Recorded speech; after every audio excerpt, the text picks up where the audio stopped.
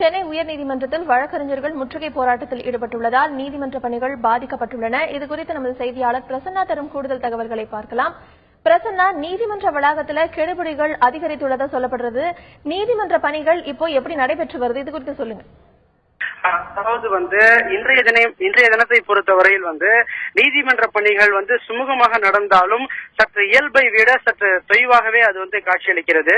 குறிப்பாக கடந்த 22ஆம் தேதி சென்னை உயர்நீதிமன்றத்தினுடைய நிர்வாக பதிவாளர் ஒரு அறிவிப்பினை வெளியிட்டிருந்தார். அதாவது 25ஆம் தேதி கோர்ட் முற்றுகை போராட்டம் நடத்தப்போவதாக வழக்கறிஞர்கள் அறிவித்ததை தொடர்ந்து அன்றைய தினம் சென்னை உயர்நீதிமன்ற வளாகத்தை பாதுகாக்கும் ஒரு நோக்கத்தோடு பல்வேறு கெடுபிடி நடவடிக்கைகளை அவர் அதிலே அறிவித்திருந்தார்.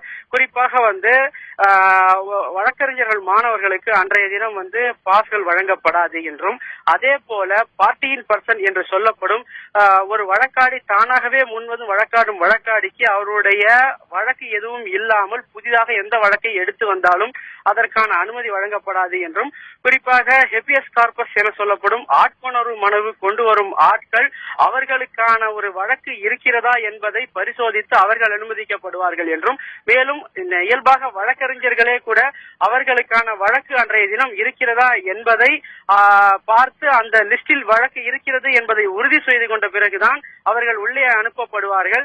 எனவே அன்றைய தினம் எந்த ஒரு அசம்பாவித சம்பவம் கோர்ட் வளாகத்தில் ஏற்பட்டு விடக்கூடாது என்ற காரணத்தினால் முன்னெச்சரிக்கை நடவடிக்கையாக இந்த அறிவிப்பை வெளியிடுகிறோம் என்று தெரிவிக்கப்பட்டிருந்தது. எனவே அதன் அடிப்படையிலேயே இன்று அனைத்து வாயில்களிலும் கெடுபிடி சற்று அதிகமாகவே உள்ளது. அதன் காரணமாகவே கோர்ட்டிற்குள்ளாக வழக்கறிஞர்களோ இல்ல வழக்காடிகளோ அவருடைய நடமாட்டம் சற்று குறைவாகவும் உள்ளது. அனைத்து நீதிமன்றங்களிலும் கூட இன்று ஒரு 5 முதல் 10 வழக்கறிஞர்கள் மட்டுமே வழக்காடுகின்றனர். குறிப்பாக ஒரு சில மூத்த வழக்கறிஞர்களே கூட உள்ளே வர முடியாத ஒரு சூழ்நிலை உருவாகியுள்ளது. எனவே இன்றைய தினம் இயல்பை விட சற்று குறைவாகவே நீதிமன்றத்தின் இயக்கம் காட்சியளிக்கிறது.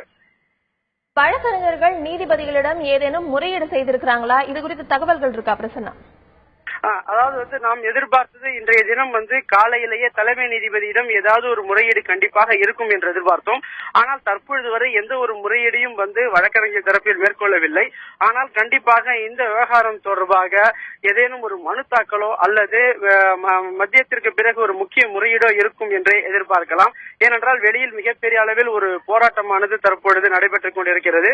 இந்நிலையில் சிஐஎஸ்எஃப் மற்றும் தமிழ்நாடு காவல்துறை உள்ளிட்ட பல்வேறு காவல் பணியர் மூலம் நீதிமன்ற வளாகமானது இந்த போராட்டத்தில் இருந்து மிகவும் சாதுரியமாக காக்கப்பட்டு வருகிறது. எனவே ஏற்கனவே இந்திய பார் கவுன்சிலும் ஒரு 126 வழக்கறிஞர்களையும் பணியிடை நீக்கம் செய்துள்ளது. இப்படி பல்வேறு விவகாரங்கள் தற்பொழுது அனல் பறக்கும் ஒரு விவகாரமாக மாறிக்கொண்டிருப்பதால் இந்த விவகாரம் குறித்து இன்றைய தினம் நீதிபதிகள் மத்தியில் ஒரு ஆலோசனை இருக்கும் என்றும் நான் எதிர்பார்க்கிறோம். அதே போல இந்த விவகாரம் முடிவுக்கு கொண்டு வருவதற்கு வேற ஏதேனும் நடவடிக்கைகள் மேற்கொள்ளப்பட வாய்ப்பு உள்ளதாகவும் நாம் கருதுகிறோம்.